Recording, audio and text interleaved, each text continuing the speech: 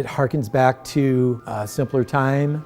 The people in their like 30s, late 20s, 30s, even 40s had a lot of exposure to arcades, but pinball was starting to die out.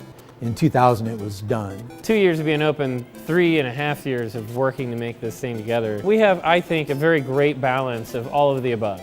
Of the heavy hitters, the stuff that people expect, some surprises, and are always constantly in this effort to keep this place fresh. I mean, it's really just been such a team effort, and at the end of the day of what you see here is the genuine result of all of these minds and opinions and tastes, and I think that healthy push and pull between us is actually what brings us to the balance to the force, if you will. People, they love the mechanical aspect of pinball.